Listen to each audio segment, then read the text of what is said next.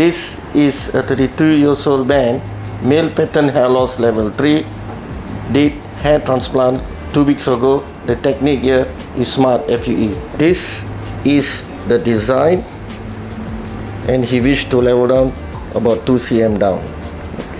This is 2 weeks. This is planted hair. This is the original hair. It match now. Look at the density, the direction, angle, it looks together. They look the same. Now what's going to happen next?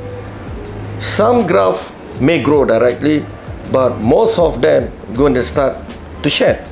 It will shed from 2 weeks to 3 months. Then it will regrow again on the 3rd month, 4th month, 5th month, 6th month. That's why we will able to see the density is going to get more and more. Then he will reach to the optimum hair growth on the 9 months to a year.